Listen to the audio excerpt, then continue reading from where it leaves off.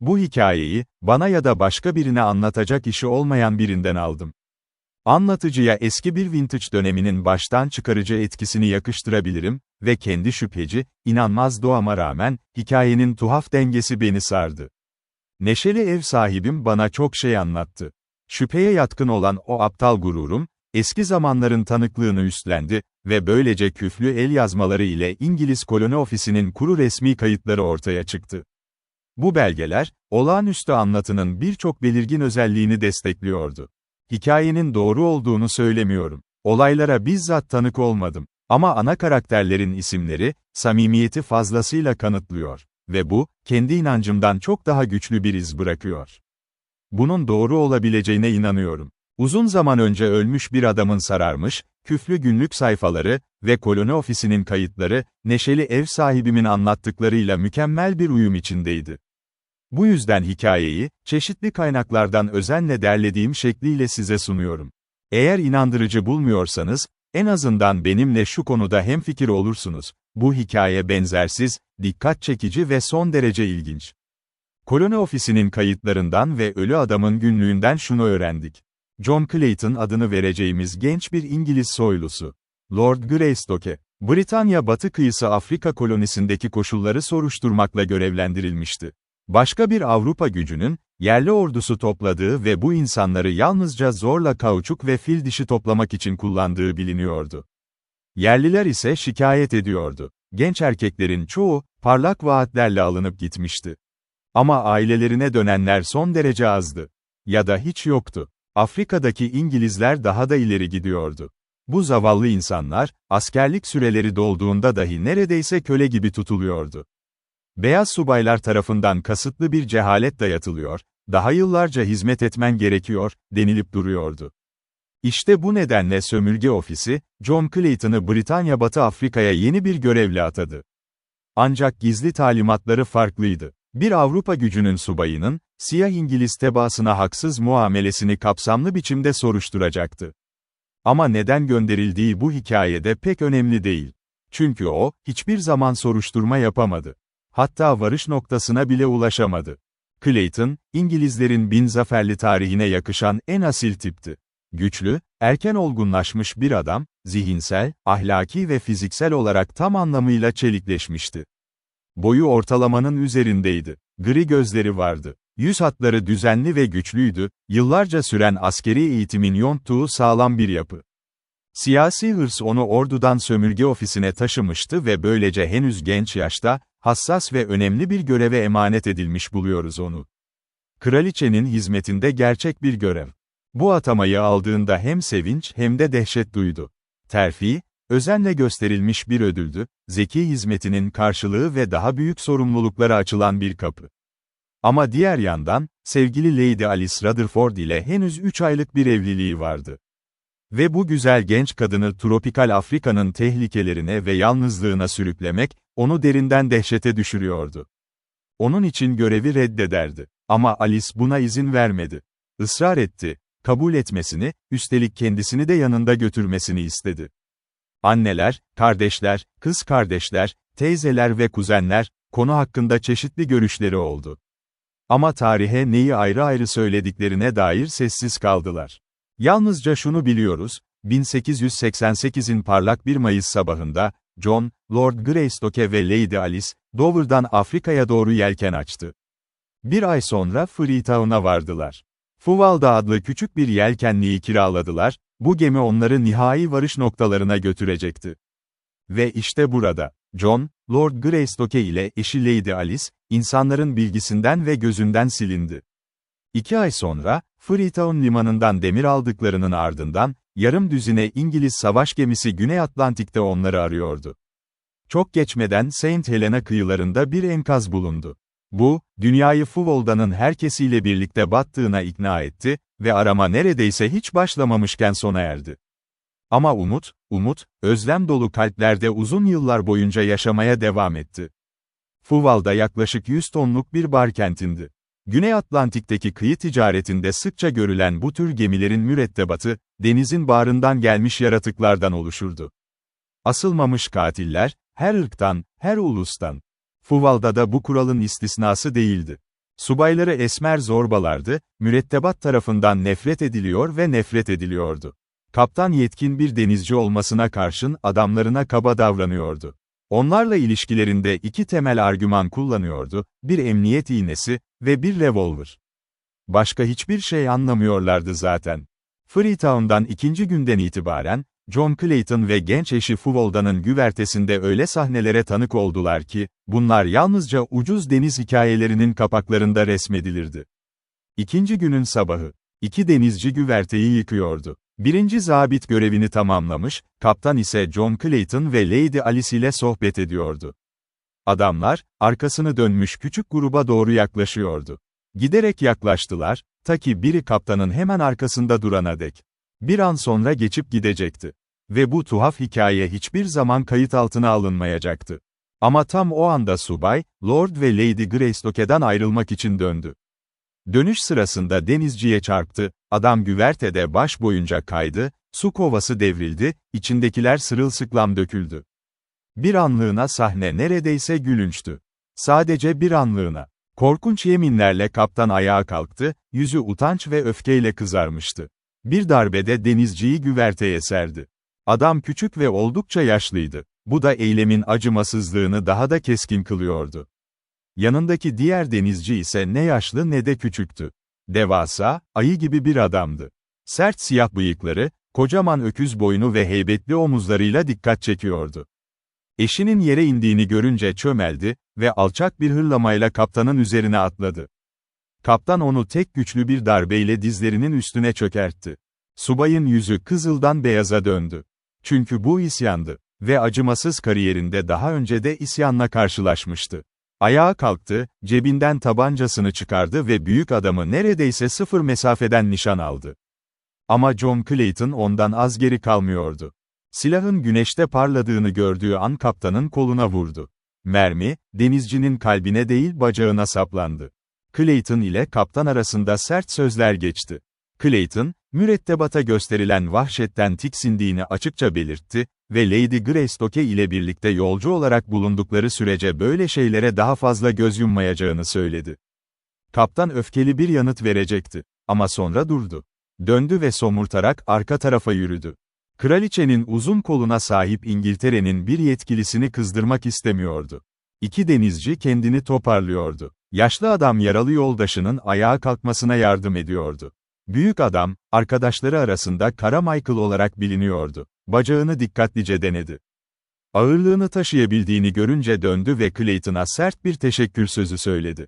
Tonu huysuzdu. Ama niyeti açıkça iyiydi. Söyleyeceğini söyledikten sonra döndü ve topallayarak uzaklaştı. Daha fazla konuşmayı engellemek istercesine. Birkaç gün boyunca onu görmediler. Kaptan ise en huysuz homurtulardan fazlasını onlarla paylaşmıyordu.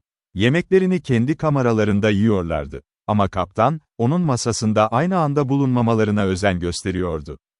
Diğer subaylar kaba ve eğitimsiz adamlardı.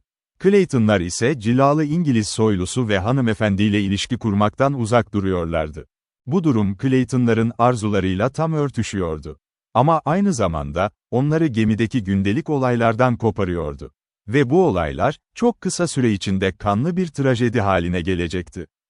Geminin tüm atmosferinde tanımlanamaz bir şey vardı. Felaketin habercisi gibi bir şey. Dışarıdan her şey yolunda görünüyordu. Ama ikisi de hissediyordu, bilinmeyen bir tehlikeye doğru akan gizli bir alt akıntıyı. Bunu birbirlerine söylemediler. Kara Michael'ın yaralanmasından 2 gün sonra Clayton güverteye çıktı. Mürettebattan birinin gevşek bedeni 4 arkadaşı tarafından aşağıya taşınıyordu, birinci zabit ise elinde ağır bir emniyet iğnesiyle somurtkan denizcilere bakıyordu. Sessizlik. Clayton soru sormadı. Gerek yoktu. Ve bir gün, ufukta bir İngiliz savaş gemisinin hatları belirirken, kendisi ve Lady Alice'i o gemiye aktarmayı düşündü. Korkular büyüyordu. Fuvalda somurtkan ve uğursuz bir hal almıştı. Öğle saatlerinde İngiliz gemisiyle konuşma mesafesine gelmişlerdi. Ama tam o anda, bu isteğin saçmalığı ona vurdu. Majestelerinin gemisinin komutanı ne diyecekti ki? Neden geri dönmek istiyorsunuz? İki denizciyle sert muamele mi gördünüz? Gülerlerdi sadece. Ve onu korkak diye damgalarlardı. John Clayton, Lord Greystoke, İngiliz savaş gemisine transfer olmak istemiyordu. Öğleden sonra geç saatlerde o geminin hatları ufukta yavaş yavaş solar ve kaybolurken, en büyük korkularını doğrulayacak şeyi henüz öğrenmemişti. Ve genç karısı için birkaç saat önce güvenlik hala ulaşılabilir durumdayken elini uzatmamasına lanet edecekti. Güvenlik, artık sonsuza dek gitmişti. Öğleden sonra yaşlı denizci geldi. Clayton ve eşi güvertede dururken yanlarına yaklaşarak alçak bir sesle fısıldadı. "Efendim, bu gemi için ödeyeceğiz. Söz veriyorum efendim." "Ödeyecek. Ne demek istiyorsunuz?" diye sordu Clayton.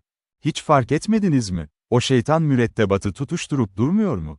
Bugün 2 kez patladı, bugün 3 kez. Kara Michael artık genç ve zorba değil. Ama dur, efendim. Sözümü anlayın. Yani adamım, mürettebat isyan etmeyi mi düşünüyor, diye sordu Clayton. "İsyan," diye bağırdı yaşlı adam sessizce. "İsyan mı dediniz? Cinayet demek istiyorum efendim. Sözümü anlayın. Ne zaman? Saldırı geliyor efendim. Ama ben fazla bir şey söylemedim, geçen gün iyilik yaptınız, doğru olanı yapmalıydım. Sessiz olun ve aşağıya inmeniz gerektiğinde, orada kalın. Hepsi bu. Dilini tutmazsan kaburganın arasına bir kurşun koyarlar. Sözümü anlayın efendim." Ve yaşlı adam uzaklaştı. "Neşeli bir tablo değil, Alice," dedi Clayton. "Kaptanı hemen uyarmalısın, John. Belki tehlike daha başlamadan önlenebilir," dedi Alice. "Sanırım yapmalıyım. Ama açıkçası neredeyse bencil nedenlerle sessiz kalmak istedim. Şu an Kara Michael'in gözünde iyiyiz. Ama ihanet ettiğimizi öğrenirlerse, bize hiç merhamet göstermezler, Alice. Senin tek görevin var, John. Meşru otoriteyi desteklemek. Kaptanı uyarmazsan bu cinayetin bir parçası olursun, kendi ellerin ve kafanla planlamış gibi." "Anlamıyorsun sevgilim," diye yanıtladı Clayton usulca. "Düşündüğüm şey sen. Asıl görevim orada. Kaptan bu durumu kendi yönetimiyle üzerine çekti. Peki ben seni ne için tehlikeye atacağım? Bu katil sürüsünün gemi kontrolünü ele geçirmesi ne demek biliyor musun? Görev görevdir, John. Hiçbir mantık onu değiştiremez. Ben İngiliz lordu için zayıf bir eş olurdum, eğer tam bir görevden kaçmasına sebep olsaydım. Tehlikenin farkındayım. Ama seninle göğüs gerebilirim. O zaman nasıl istersen, diye yanıtladı Clayton, gülümseyerek. Belki de gereksiz yere endişeleniyoruz. Göründüğü kadar kötü olmayabilir. 1888'de açık denizde isyan 100 yıl öncesine kalmış bir şey belki. Ama kaptan şimdi kamerasına gidiyor. Uyaracaksam, o canavar işini bitirmeden konuşsam iyi olur. Pek hoş bir muhatap değil ama. Ve umursamaz bir edayla kaptanın yönüne yürüdü. "Girin," diye hırladı huysuz subay. Clayton içeri girdi ve kapıyı kapattı. "İyi. Bugün duyduğum bir konuşmanın özünü aktarmaya geldim. Belki bir anlamı yoktur. Ama hazırlıklı olman iyi olur. Adamlar isyan ve cinayet düşünüyor." "Yalan," diye bağırdı kaptan. "Ve eğer bu geminin disiplinine bir daha karışırsanız, sonuçlarına katlanırsınız. İngiliz lord olup olmadığınız umurumda değil. Ben bu geminin kaptanıyım. Burnunuzu işime karıştırmayın." Kaptan kendini öyle bir öfke patlamasına sürüklemişti ki yüzü morarmıştı. Son kelimeleri en yüksek sesiyle çığlık atıyor, yumruğunu masaya vuruyordu. Greystoke tek bir kez bile kıpırdamadı. Heyecanlı adama sakin ve ciddi bir bakış fırlattı. "Kaptan Billings," dedi sonunda yavaşça, "affedersiniz dürüstlüğüm. Ama belki siz de biraz, pisliksiniz." Döndü ve kaptanı bıraktı. Geldiği kadar sakin, geldiği kadar kayıtsız. Kaptan belki aceleci davrandığına pişman olabilirdi. Ama Clayton uzlaşmaya çalışmak yerine o son cümleyi bırakmıştı ve öfke artık geri dönülmez bir biçimde yerleşmişti. Birlikte iş yapabilecekleri son şans, yok olmuştu. "Peki Alice," dedi Clayton karısına dönerek, "nefesimi boşa harcadım. Adam tam anlamıyla deli bir köpek gibi üzerime atladı. O ve lanet olası gemisi kendi haline bıraksın. Ben artık enerjimi kendi korunmamıza harcayacağım. Ve bunun ilk adımı olarak, kamarağımıza gidip tabancalarımıza bakalım." Büyük silahları ve mühimmatı da aşağıya taşımıştık. Odalarını büyük bir düzensizlik içinde buldular. Kıyafetler her yere saçılmış, kutular ve çantalar karışıklık içindeydi. Hatta yataklar bile parçalanmıştı. "Görünüşe göre biri eşyalarımıza bizden daha çok ilgi göstermiş," dedi Clayton. "Bakalım ne eksik, Alice?" Kapsamlı bir aramadan sonra ortaya çıktı, hiçbir şey alınmamıştı. Tabancalar ve mühimmat yerindeydi. "Tam olarak bunları istedikleri en büyük uğursuzluk işareti," dedi Clayton. "Ne yapacağız, John?" diye sordu Alice. Belki haklıydın, en iyi şansımız tarafsız kalmak. Subaylar isyanı bastırabilirse korkacak bir şeyimiz yok. Bastıramazlarsa, tek umudumuz onları kışkırtmamak. Haklısın, Alice. Yolun ortasında kalacağız. Kamerayı düzeltmeye başlarken, ikisi de aynı anda fark etti. Kapının altından bir kağıt köşesi görünüyordu. Clayton eğilirken şaşırdı, kağıt içeri doğru kayıyordu. Biri dışarıdan itiyordu. Hızla ve sessizce kapıya yürüdü. Ama eşinin eli bileğine konuverdi. "Hayır, John," diye fısıldadı Alice. "Görünmek istemiyorlar. Biz de onları görmeye kalkmamalıyız. Unutma, yolun ortasındayız." Clayton gülümsedi. Elini yanına bıraktı. Durdular ve izlediler. Kağıt yavaş yavaş içeri süzüldü. Clayton eğilip aldı. Kirli, beyaz bir kağıt, kaba bir kareye katlanmıştı. Açtıklarında zorla yazılmış, neredeyse okunamaz birkaç satır buldular. Mesaj açıktı, silahların kaybolduğunu söylemeyin. Yaşlı denizcinin söylediklerini tekrarlamayın. Aksi takdirde, ölüm. "Sanırım iyi olacağız," dedi Clayton, pişman bir gülümsemeyle. "Yapabileceğimiz tek şey sakin oturmak ve ne gelirse beklemeye hazır olmak." Uzun süre beklemediler. Ertesi sabah Clayton kahvaltıdan önce alışılmış yürüyüşü için güverteye çıktı. Bir ateş sesi duyuldu. Sonra bir tane daha, bir tane daha. Gözlerine çarpan manzara en kötü korkularını doğruluyordu. Fuvolda'nın mürettebatı, önünde Carmichael'in durduğu küçük bir küme oluşturmuştu. Subaylar ise direğin, tekerlek evinin ve kabinin arkasındaki noktalardan ateş açıyordu. Geminin nefret edilen otoritesini temsil eden 5 adam. İlk ateşte 2 kişi yere düştü. Yerde kaldılar. Ardından birinci yardımcı öne atıldı. Ama Carmichael'in emriyle isyancılar kalan 4'ünün üzerine saldırdı. Mürettebat yalnızca 6 ateşli silah toplayabilmişti. Çoğu tekne kancaları, baltalar ve levyelerle donanmıştı. Kaptan tabancanın şarjörünü boşaltmış, yeniden doldurmaya çalışıyordu. İkinci yardımcının silahı sıkışmıştı. Geriye yalnızca 2 silah kalmıştı isyancılara karşı ve subaylar geri çekilmeye başladı. Her iki taraf da korkunç biçimde bağırıp küfrediyordu. Ateşli silah sesleri ve yaralıların çığlıklarıyla Fuvolda'nın güvertesi bir delihane görünümü aldı. 12 adım gerideyken isyancılar üstlerine çullandı. Bir balta, iri zenci adamın elinde kaptanın alnından çenesine kadar yarık. Bir an sonra diğerleri de yere düştü. Ölü ya da yaralı, onlarca darbe, kurşun yaraları. Kısa ve korkunç bir iş. Ve tüm bunlar boyunca John Clayton, yol kenarına yaslanmış, piposuna meditasyon içinde üflüyordu. Sanki sıradan bir kriket maçı izliyormuş gibi.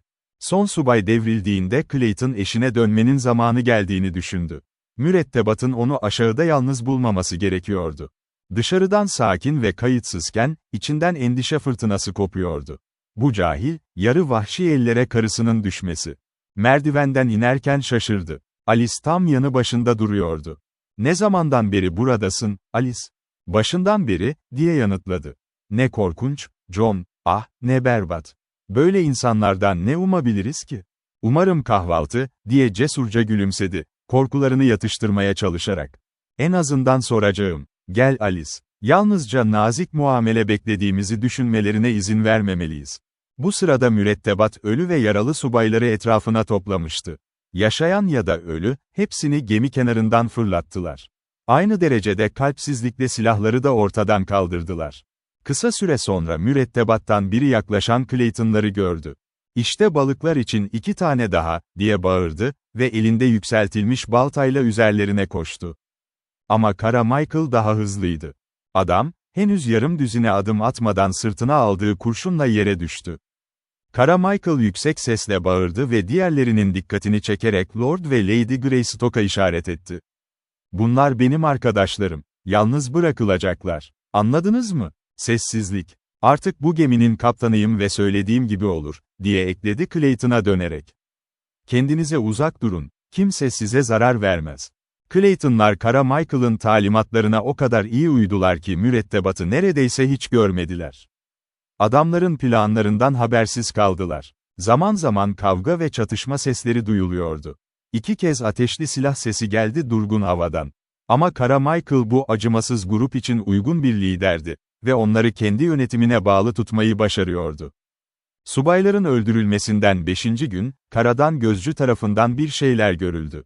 Adamı, ana kara mıydı, bilinmiyordu.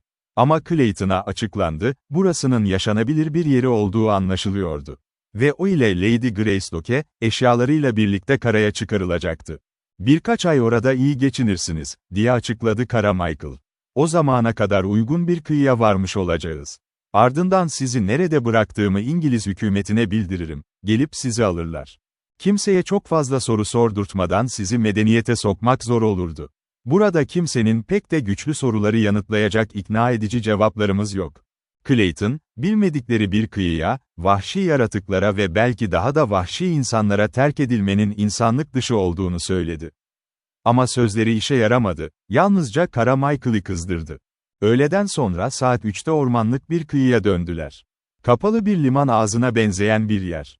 Kara Michael küçük bir tekne gönderdi. Fuvolda'nın güvenli geçip geçemeyeceğini öğrenmek için. Yaklaşık 1 saat sonra geri döndüler. Geçitten derin su vardı. Küçük havzanın derinliklerine kadar. Kararmadan önce Barkent'in, sakin ve durgun liman yüzeyine demirledi. Çevredeki kıyılar yarı tropikal yeşilliklerle bezeliydi. Denizden uzaklaştıkça arazi tepe ve yaylayla yükseliyordu ve neredeyse tamamen ilkel ormanla örtülüydü. Yerleşim belirtisi yoktu ama arazi canlıydı. Bol kuş ve hayvan sesleri, limana dökülen küçük bir nehrin parıltısı, taze su garantisi. Karanlık yere çökerken Clayton ve Lady Alice hala korkulukta duruyordu, gelecekteki ikametgahlarını sessizce düşünürken.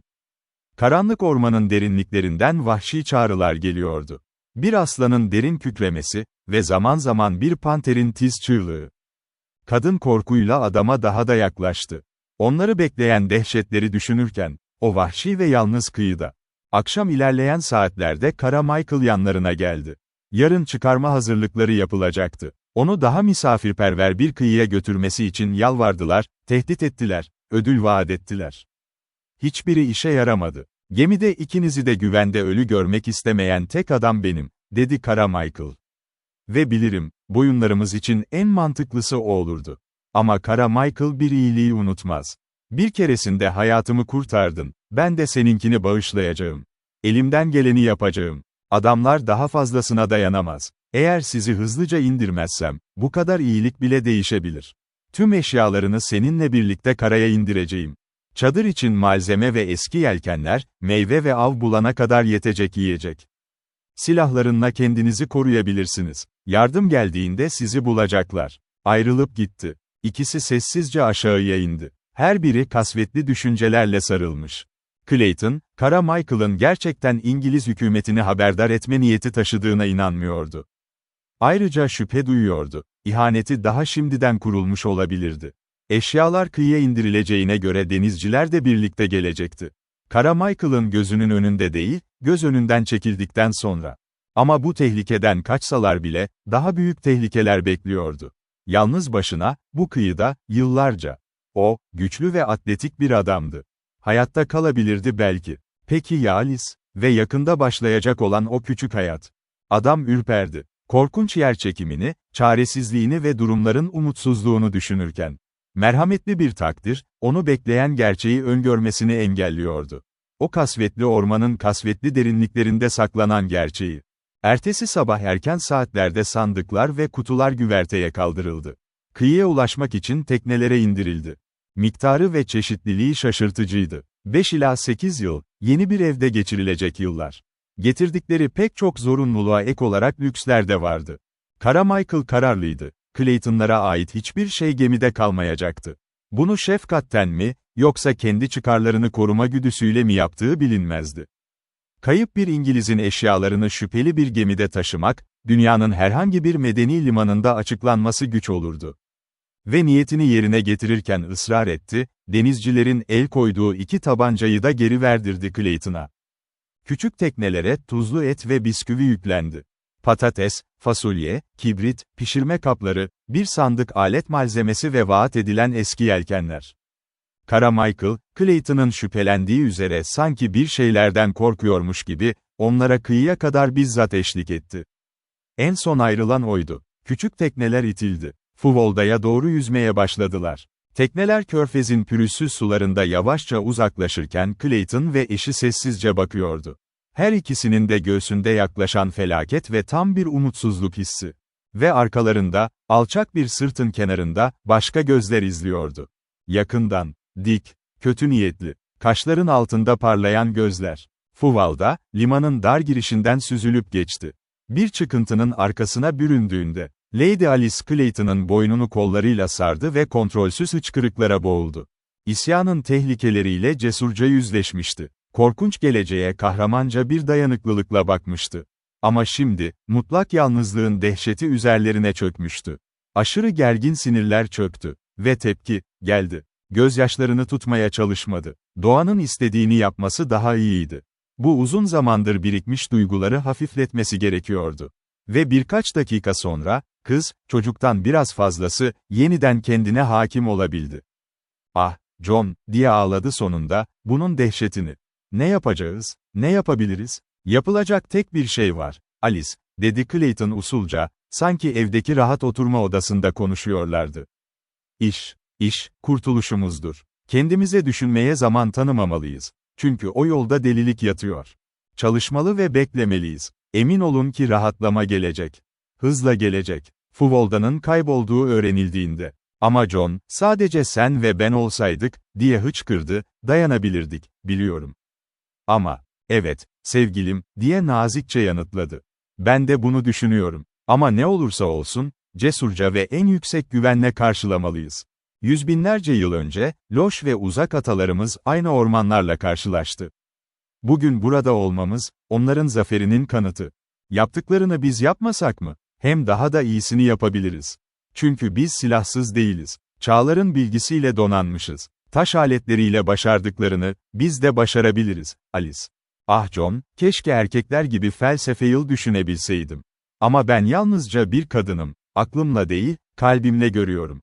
Ve her şey o kadar korkunç görünüyor ki. Umarım haklısındır. Cesur olmaya elimden geleni yapacağım, ilkel kadın, ilkel adama layık bir eş olmaya." Clayton'ın ilk düşüncesi gece için bir barınak kurmaktı. Onları avlayan hayvanlardan koruyacak bir şey. Tüfekleri ve mühimmatı içeren kutuyu açtı. İkisi de silahlandı. Güvenli bir uyku yeri arayışına çıktılar. Sahilden 100 metre içeride, ağaçsız küçük bir düzlük vardı. Burada kalıcı bir ev kuracaklardı. Ama şimdilik en akıllıcası, ağaçların arasında küçük bir platform inşa etmekti. Vahşi yaratıkların erişimini güçleştirmek için. Clayton yaklaşık 8 fit karelik bir alan oluşturan 4 ağaç seçti. Diğer ağaçlardan uzun dallar keserek yaklaşık 3 metre yüksekte bir çerçeve kurdu. Dalları halatla sıkıca bağladı. Carmichael'ın Fuvolda'nın ambarından sağladığı halatlarla. Çerçeve üzerine küçük dalları yan yana döşedi. Bu platformu büyük yapraklarla kapladı, ardından katlanmış yelken kumaşı serdi. 7 feet daha yukarıda, benzer ama daha hafif bir çatı platformu inşa etti. Yanlardan yelken kumaşlarını sarktırdı, duvarlar oluştu. Tamamlandığında, oldukça rahat küçük bir yuva ortaya çıkmıştı. Battaniyeleri ve hafif bavulları oraya taşıdılar. Artık öğleden sonranın sonuydu. Kalan gün ışığını, Lady Alice'in yeni evine çıkabileceği kaba bir merdiven inşa etmeye adadı. Gün boyunca etraflarındaki orman canlıydı. Parlak tüylü kuşlar, dans eden, geveze maymunlar. Bu yeni insanları, onların gelişini ve tuhaf yuva inşaat operasyonlarını en derin ilgi ve hayranlıkla izliyorlardı. Clayton ve eşi de dikkatle gözetliyordu çevreyi. Büyük hayvanlardan hiçbir şey görmediler. Ama 2 kez küçük hayvanları sarstı. Yakın bir sırttan çığlıklar, geveze komşular koşuşturuyordu. Omuzlarının üzerinden korkuyla bakıp hızla uzaklaşıyorlardı, sanki gizli ve korkunç bir şeyden kaçıyorlardı. Alacakaranlıktan hemen önce Clayton merdiveni bitirdi. Büyük bir leğeni yakın akarsudan su doldurdu. İkisi de nispeten güvende, hava odalarındaydı. Hava sıcaktı. Clayton yan perdeleri kaldırmıştı. Battaniyelerin üzerinde Türkler gibi otururlarken Lady Alice birden uzandı ve Clayton'ın kolunu sıkıca kavradı. "John," diye fısıldadı, "bak. Orada, adam mı?" Clayton gözlerini çevirdi. Gölgelerin önünde, büyük bir figür dikiliyordu. Dik duruyordu. Bir an dinler gibi bekledi. Sonra yavaşça döndü ve ormanın gölgelerinde eridi. Sessizlik. "Ne oldu, John?" "Bilmiyorum, Alice," diye ciddi bir şekilde yanıtladı. "Çok karanlık, belki ayın gölgesiydi." "Hayır, John. Eğer adam değilse, kocaman ve korkunç bir şeydi o, korkuyorum." Onu kollarına aldı. Cesaret ve sevgi kelimeleri fısıldadı kulağına. Kısa süre sonra perde duvarlarını indirdi. Ağaçlara sıkıca bağladı, plaja açılan küçük bir açıklık dışında tamamen kapandılar. Karanlık içinde battaniyelerine uzandılar. Clayton öne bakan açıklığa bakıyordu. Bir tüfek elinde, iki tabanca yanı başında. Gözlerini henüz kapamamışken, ormandan bir panterin korkutucu çığlığı yükseldi. Yaklaştı, giderek yaklaştı. Ta ki platformu destekleyen ağaçların hemen altında duyulana dek. Büyük varlık tırmalıyor, kokluyordu. 1 saat, belki daha fazla. Sonunda uzaklaştı. Plaj boyunca yürürken Clayton onu net biçimde gördü. Parlak ay ışığında, büyük ve yakışıklı bir yaratık. Şimdiye kadar görmüş olduğu en büyük canlıydı. Uzun karanlık saatlerde yalnızca kesintili uykular yakaladılar. Büyük bir ormanın sayısız sesleri, aşırı gergin sinirleri sürekli uyandırıyordu. Kesici çığlıklar, büyük bedenlerin gizlice hareketleri.